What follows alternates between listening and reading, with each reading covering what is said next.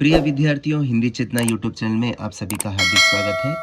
आज के इस वीडियो में हम देखेंगे द्वितीय पीयूसी हिंदी प्रिपरेटरी एग्ज़ाम अभी हुआ है, उसी प्रश्न पत्रिका के कंप्लीट आंसर्स हम देखेंगे।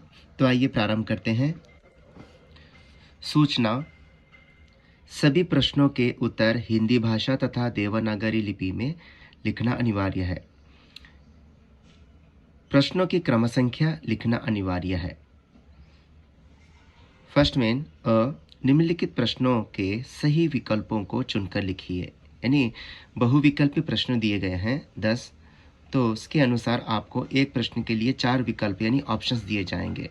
तो पहला प्रश्न है, घर में किसका राज होता है? तो सही उत्तर है इसका जो कमाता है घर में उसी का राज होता है। अगला प्रश्न है, गंगा मैया ने किसे सर्वशक्तिमान कहा है?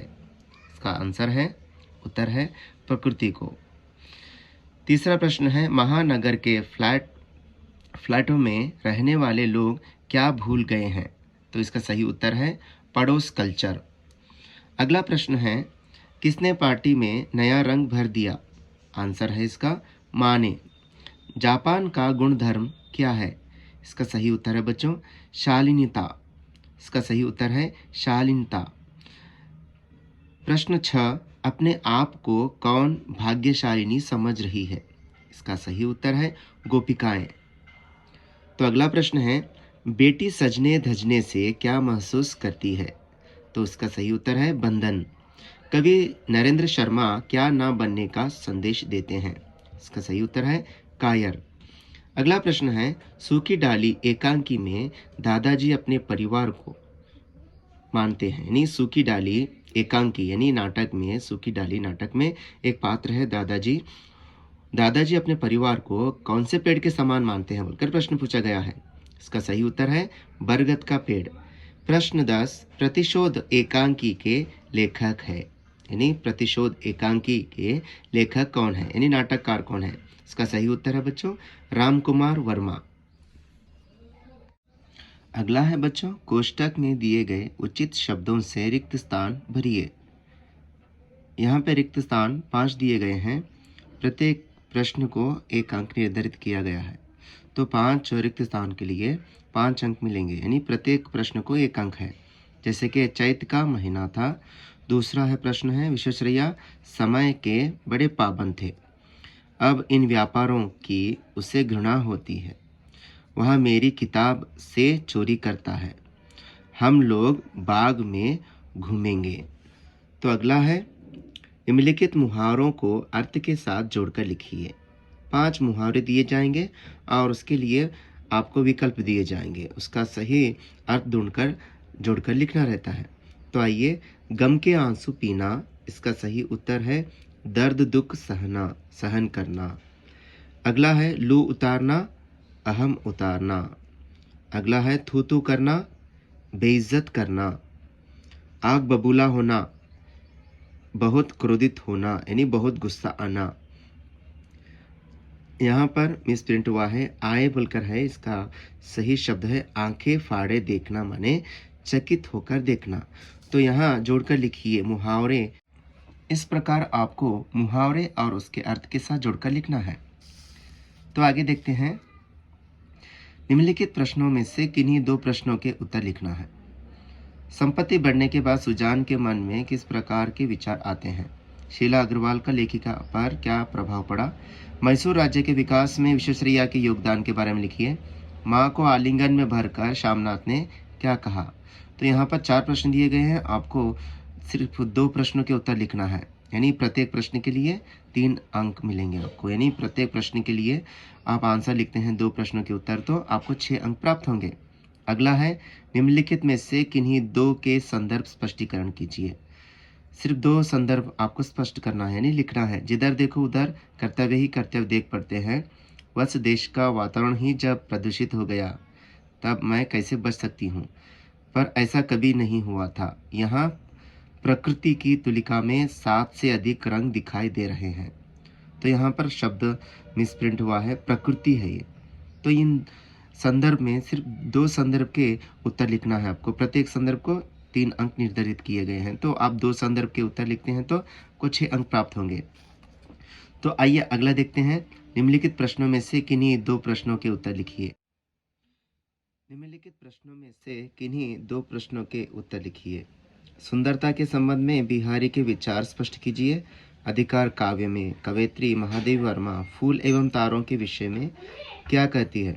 हो गई है पीर पर्वत सी काव्य में कवि दुष्यंत कुमार ने क्या संदेश दिया है? तो यहाँ पर सिर्फ 2 प्रश्नों के उत्तर लिखना है।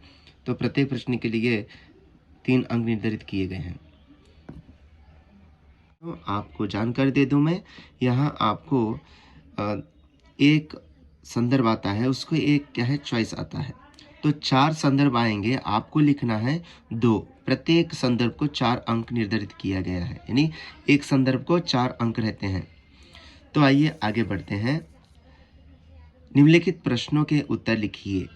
इंदु को अपनी भाभी बेला पर क्यों क्रोध आया? अथवा दादाजी ने परेश को किस प्रकार मनाया? अहंकार उन्नति में बाधक है। प्रतिशोध एकांकी के आधार पर श्रीधर के इस कथन को स्पष्ट कीजिए। अथवा भारवी किससे बदला लेना चाहता है और क्यों?